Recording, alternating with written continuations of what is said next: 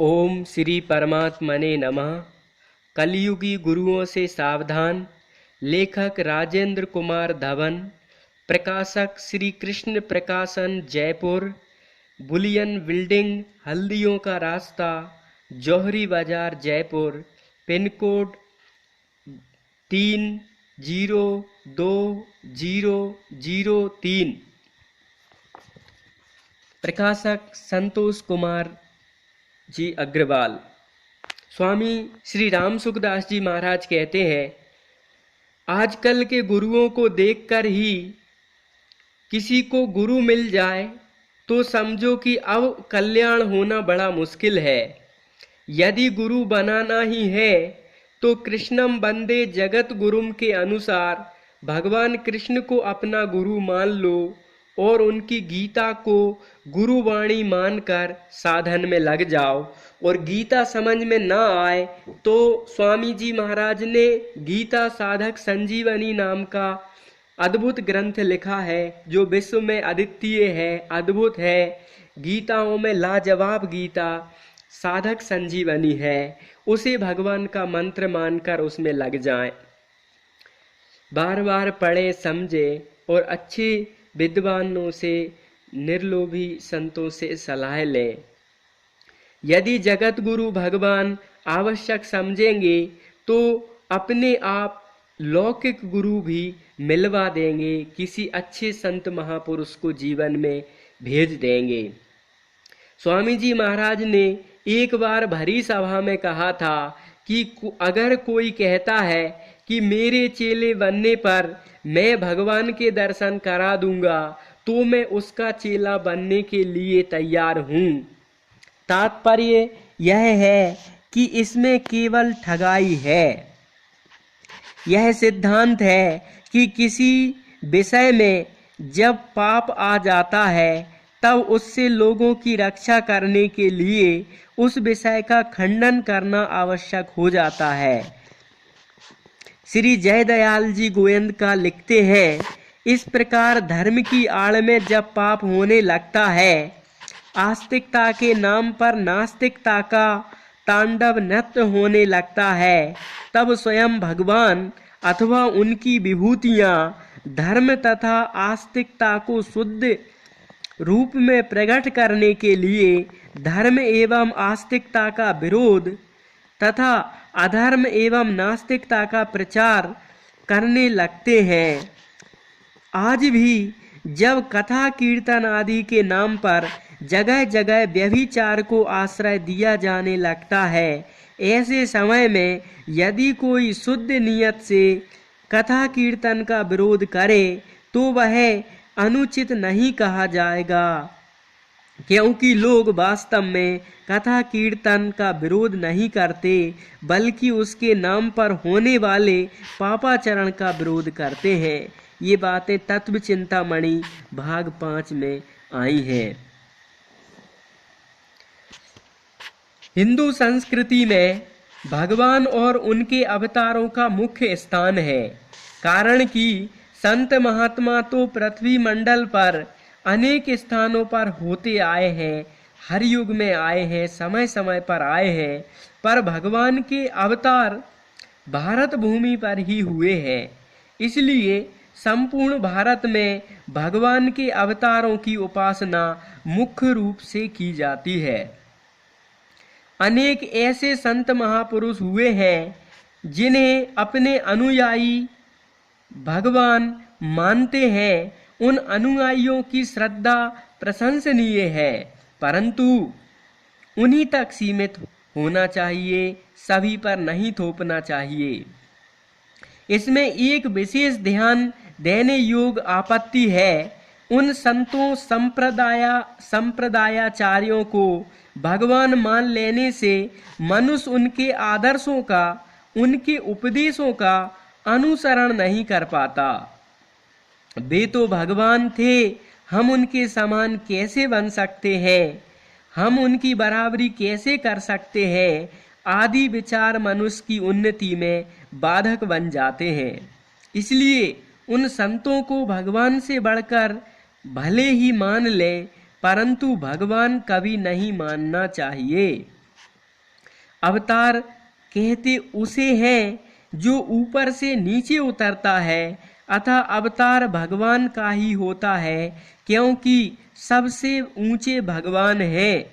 संत महापुरुषों का अवतार नहीं होता, अपितु उतार होता है, अर्थात वे साधना करके नीचे से ऊपर जाते हैं, नर से नारायण बनने की प्रक्रिया करते हैं। इसलिए उनके अनुयायियों में भी यह धारणा होनी चाहिए कि हम भी अपने आचार्य के समान श्रेष्ठ बन सकते हैं, नर से नारायण बन सकते हैं। वास्तव में मनुष्य की इज्जत भक्त होने में है, भगवान होने में नहीं। भगवान ने भी अपने आप को भक्तों का दास कहा है। मैं तो हूँ भक्तन को दास, भगत मेरे मुकुटमणि, अहम भक्त पराधीनो करके भगवान भागवत में भी कहते हैं। भागवत 9 अध्याय 9:4-6-63। भगवान के मुख्य अवतारों की संख्या और उनके नामों, लीलाओं आदि का वर्णन हमारे ग्रंथों में विस्तार से वर्णित है। उनमें से एक कलंकी अवतार को छोड़कर शेष सभी अवतार हो चुके हैं, परंतु भारतवासियों की मान्यताओं को देखा जाए तो भगवान और उनके अवतारों की संख्या अनगिनत हो जाती है। कारण यह है कि भारतीयों के अंतःकरण में भगवान व भगवतारों की महत्ता उतनी गहरी बैठी हुई है कि वे संत महापुरुषों को तो सहज ही भगवान मान लेते हैं। सामान्यतः मनुष्य के चमत्कार आदि को देख सुनकर उसे भी भगवान, जीवन मुक्त आदि मानने लग जाते हैं। इस कारण कितने ही मनुष्य बिना सिद्धि हुए ही भगवान, संत शिरोमणि, जीवन मुक्त, महामंडलेश्वर, जगत गुरु, ब्रह्मनिष्ठ आदि कहलाने का सुख भोग रहे हैं। लोगों की इस अंधश्रद्धा का लाभ उठाकर ना जाने कितने कंचन कामनी लोभी मनुष्य भी भगवान बन बैठे हैं। ऐसे तथा कथित भगवानों ने ना जाने कितने लोगों का धन लूटा है, कितनों की जमीन छीनी है, कितनी स्त्रियों को गुलाम चेली बनाकर सतीत्व नष्ट किया है।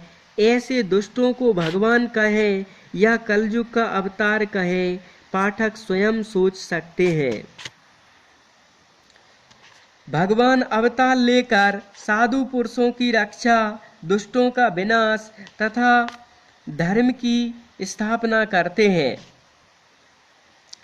परित्राणाय साधूनां विनाशाय च दुष्कृतां धर्म संस्थापनार्थाय संभवामि युगे युगे। परंतु गीता 4:8। परंतु आजकल एक नहीं अनेक भगवानों के रहते हुए भी उत्तरोत्तर साधु पुरुषों का ह्रास, दुष्टों का विनाश तथा धर्म का विनाश हो रहा है। उल्टे वे भगवान रात दिन अपना ही विकास करने में लगे हुए हैं। भगवान कभी किसी को अपना शिष्य नहीं बनाते, अपितु सबको अपना सखा बनाते हैं। भगवान श्री कृष्ण ने कितने चेले और चेलियां बनाई, कितने आश्रम बनाए, परंतु आजकल के भगवानों के पास चेले चेलियां बनाने, सुख पूर्ण सुविधापूर्ण आश्रम बनाने, रुपये जमा करने के सिवाय और कुछ काम नहीं है। अगस्त ऋषि ने समुद्र पी लिया, विश्वामित्र जी ने नई सृष्टि की रचना कर डाली, कपिल मुनि ने 60,000 सगर पुत्रों को भस्म कर दिया, राजा भगीरथ ने गंगाओं को पृथ्वी पर उतार लिया, सती सावित्री ने अपने पति को मृत्यु से छुड़ा लिया, सती सालिंद्री ने सूर्य की गति रोक दी, अत्रि ऋषि ने चंद्र और सूर्य बनाकर पृथ्वी का अंधकार दूर कर दिया, आदि आदि। पर किसी ने अपने को भगवान नहीं कहा। परंतु आजकल छोटे से छोटे चमत्कार दिखाकर लोग भगवान कहलाने लगते हैं। ये चमत्कार तो एक चतुर जादूगर भी दिखा सकता है, पर वेशभूषा अलग अलग होने से लोग एक को जादूगर कहते हैं और दूसरे को भगवान। किसी ईसाई सज्जन ने एक ग्रस्त साधक से कहा कि तुम्हारे भगवान मक्खन चुराया करते थे, हम भी तुम्हारे घर चोरी करने आएंगे। साधक ने उत्तर दिया कि आप बड़ी प्रसन्नता से हमारे घर चोरी करने आए, पर एक बात ध्यान में रखें, भगवान ने माखन मिश्री से पहले पूतना का विषपान किया था, अतः आप भी पहले अधिक नहीं तो 1-1.5 तोला संखिया खा लें, फिर चाहे जितनी चोरी कर ले। आजकल ना जाने कितने पाखंडी जन भगवान बन बैठे हैं।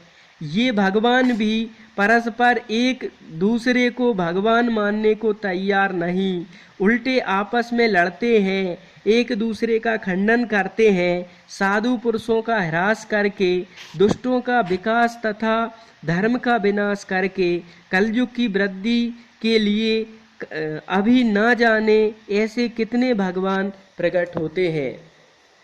इस किताब में महंत महामंडलेश्वर जगत गुरु शब्द नहीं आया है, अपितु भगवान शब्द आदि के जो पाखंड की बात आती रहती है उसी पे स्वामी जी महाराज ने लिखा हुआ है। राजेंद्र कुमार धवन ने लिखा है कलयुगी गुरुओं से सावधान नाम की किताब में। संत महापुरुषों, महामंडलेश्वरों, जगत गुरुओं का कोई इस किताब में विरोध नहीं है। विरोध केवल पाखंड का है, जो संत भेष में आकर के रुपयों के बल पर और अपने चेलों के बल पर किसी प्रकार का गुमराह लोगों को करके और धन आदि कामनाओं को भोगते हैं। स्वामी जी महाराज ने उसी बातों पर विरोध लिखा है। सच्चे संत महापुरुष, भजनानंदी साधुओं, परोपकारी महापुरुषों, संसार का हित चाहने वाले, बदले में कुछ ना चाहने वाले साधु पुरुषों के लिए ये बातें नहीं कही गई हैं। भक्त लोग किसी भी प्रकार का और जो भी धर्मनिष्ठ कर्मनिष्ठ महानुभाव हैं, उन महापुरुषों के चरणों में स्वामी जी महाराज भी वंदन करते थे, लेखक भी वंदन करते हैं, हम भी वंदन करते हैं। वे महानुभाव किसी भी बात का बुरा ना माने।